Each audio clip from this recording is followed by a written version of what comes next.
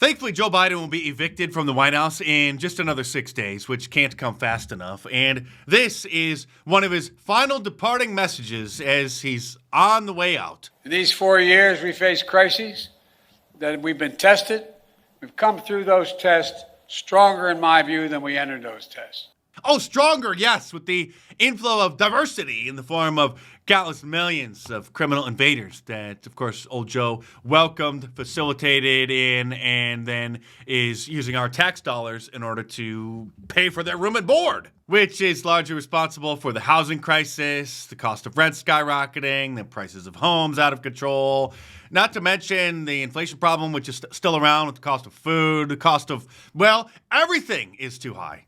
And to be nice, the caretakers at the White House Senior Living Center let him play president one last time in the Oval Office, pretending that he has something to do with helping to manage the fire situation in California and Los Angeles. And then, of course, after the charade was up, the reporters wanted to ask him some questions about what the heck is going on and what they're going to do about it. And then, well, the usual happened.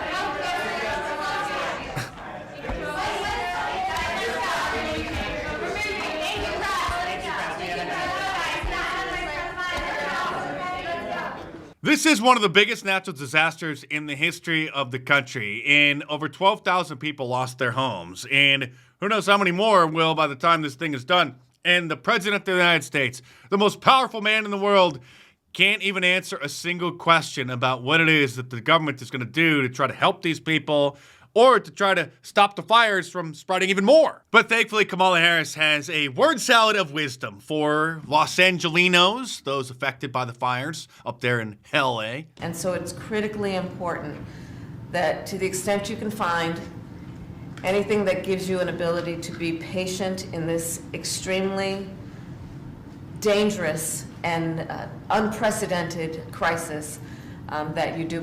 Just be patient, folks. They'll figure something out eventually. It's only been, a week now? And this may be, thankfully, the last time that we ever have to hear from Cringe Jean-Pierre, the White House spokesperson who held what very well may be the last White House press briefing of the Biden administration yesterday. Here's Peter Doocy, really the only real reporter in the White House press corps, showing some class. Hi. Thank you, Corinne. If I don't see you again, in the briefing. Thank you for always. You could have stopped taking the hard questions years ago, and you didn't. So we appreciate that. Over 2 years, my friend. This is let's say one last dance, right? I don't know how I'm going to fill my dance card now. How will I fill that void without you? A week from now, it's all over. Yes. She can't wait. And remember, Jen Psaki left that sinking ship years ago to become a host on MSNBC. Between next Monday and 2028. 2028? Who's the leader of the Democratic Party? Oh, my goodness. Wow. That is, honestly, that is for people much smarter than I to make that assessment, that decision.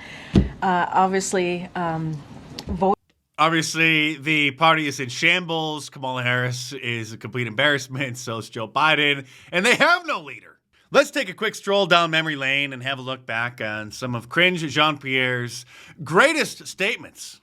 We've been very clear from the beginning that what we saw on January 6th was the worst attack on our democracy since the Civil War. The worst since the Civil War, huh? So that means even worse than the Pearl Harbor attacks, which got us into World War II? Even worse than 9/11? 9/11 is nothing compared to January 6th. That's MSNBC contributor Peter Strzok. Remember him? When are you guys going to admit that you were wrong about inflation? No easy questions today, huh?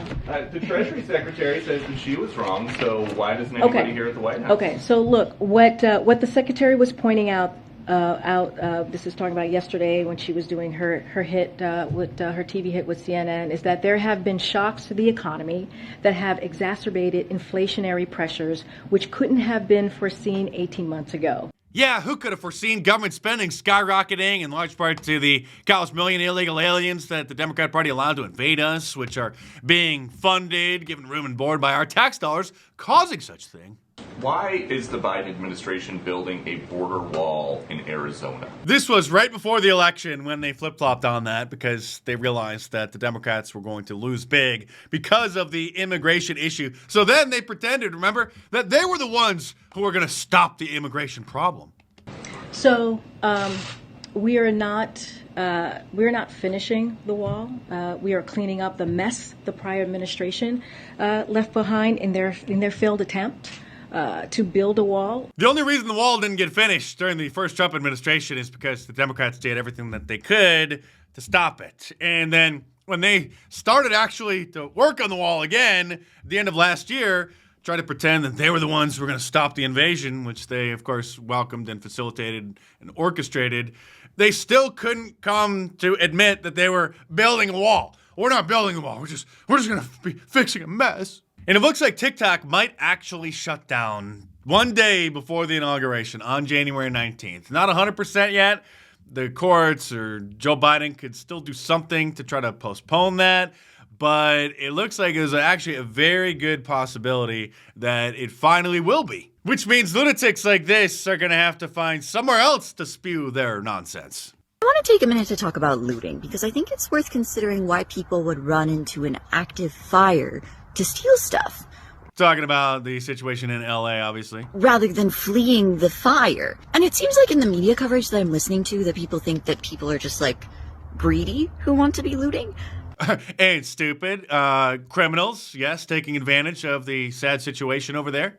And I'm just wondering if maybe these people have actually considered whether it is safer for them to run into a fire or to continue to exist within capitalism without access to resources. No, you carbon-based life form, whatever your preferred pronouns are. These people don't have any concern for their own safety. They often risk their own lives just to steal a pack of cigarettes or to stick up a liquor store or to try to pass a fake $20 bill like, say, George Floyd. These people are just, well, if you can even call them people, these people are just zombies. And after weighing the pros and cons, they concluded that the safer option is to run into the fire to steal stuff. Because you never see like Elon or Jeff or Mark running into a fire to steal stuff, because they don't have to run into a fire to steal stuff. They can just steal from their workers via wage theft. And that's legal within capitalism. So if we want people to stop looting, I'm wondering if maybe the solution isn't to have more police, but rather to have a system where people don't feel like it's a better option to run into a fire. It wouldn't matter if we gave them $100,000 a year in reparations. Their behavior wouldn't change. This woman's number one concern, like many people of her kind, isn't the ordinary people in Los Angeles, not the celebrities, but just the ordinary people who have lost their homes or had to flee. It's, well, wait for it. In 2025, we said that we were going to have each other's back. So please donate to the black people that have been displaced because of this fire that has happened in California. As a reminder, everybody that lives in California is not wealthy. So we need to get this out of our minds, okay? There is a lady on TikTok that has a list of black families that have been affected by the fires in California. It's up to us to protect our own. Please donate anything. Even if it's $1, $5, or even up to something big like $100. We have to make sure that we protect our own. A lady on TikTok has compiled a group of black families who have been displaced. And because TikTok may very well get banned on Sunday, pulled from the app stores, and internet service providers in the US are going to have to block the URL itself, now many TikTokers are downloading another Chinese app called Red Note, which is China's version of Instagram. Why these people can't just post on Instagram or post on YouTube or Twitter, X, or Facebook, or Threads, or any of the other platforms. No, now they need another Chinese communist app to continue to make their TikToks on. And while the media is claiming that TikTok's getting banned because it's Chinese spyware, which it is, the reality is that nobody cared about that, not even American lawmakers for the most part, for years until the latest war between Israel and Palestine kicked off. And then a lot of sympathy for the Palestinians in Gaza. And so you have articles from the Times of Israel like this: major U.S. Jewish group backs bipartisan bill that could see TikTok banned. We've been on this show, we've talked about Instagram, we've talked about Twitter or X, and you've seen my back and forth with Elon Musk. About how the ADL is one of the lead cheerleaders for censorship on social media. Yes, we know, sir. But we need to talk about TikTok. TikTok, if you will, it is the 24/7 news channel of so many of our young people, and it's like Al Jazeera on steroids. We really do need to ban TikTok once and for all. And let me tell you why. Oh, we know why. It's obvious as day, but go ahead and tell us the cover story. For every 30 minutes that someone watches TikTok, every day, they become 17% more anti-Semitic, more pro-Hamas based on doing that. We now know that 50% of adults 18 to 25 think that Hamas was warranted in what they did with it. That is absolutely ridiculous. What she's talking about is a certain percentage of the American people have some sympathies towards the innocent Palestinians, and they don't show the images on mainstream media about what Israel has done as they're attempting to ethnically cleanse the region. But she literally did just admit that it's not because it's Chinese spyware. It's because the app is one of the rare instances, and now Twitter allows it to a certain degree as well, which is quite surprising, that actually allows pretty harsh criticism of Israel. But of course, if you disagree with a Jew about what the best flavor of ice cream is, then the ADL will call you anti-Semitic along with the neocons. And so then the ADL comes out and says, well, the TikTok ban is being feared, and so it's an anti-Semitic conspiracy theory to say that certain groups of people have been instrumental in getting that to happen. TikTok has been the primary source of the cultural Marxist cancer that has now widely spread amongst the youth. A place where this creature, Jeffrey Marsh, probably one of the most creepy individuals on the entire planet, has been able to amass almost 700,000 followers. His content, by the way, if you're not familiar with this John Wayne Gacy-looking thing, is geared towards LGBT children. If you need a family, you can come hang out with me. They may not see the real you, but that does not mean that you're not real. I love you very much.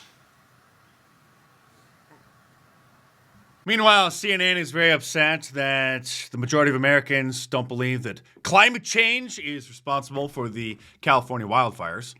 I don't think Americans are making this connection. And the way we can see this in right here and now, take a look at the monthly change in Google searches. Look at the searches for wildfire, up 2,400%. My goodness gracious, this is the most amount of people searching for wildfires ever, going back since Google Trends began back in 2004. But look at climate change. Look at the change. It doesn't go hand in hand with wildfires. It's actually down. It's down 9%. And I also looked in California. There has been no increase in the number of searches for climate change. So the bottom line is this. Americans are definitely interested in learning about these wildfires. They're interested in following the news about the wildfires, but they are not making that connection with climate change. Well, as they say, every cloud has a silver lining, which reminds me, I do have an I Love Global Warming shirt available in my online store at markdice.com. And now all of the designs are also available in women's tees as well. You're just going to have to go up to the top of the website and click on the women's tabs in order to find them, and they're all available. So head on over to markdice.com or click the link in the description below and check them out.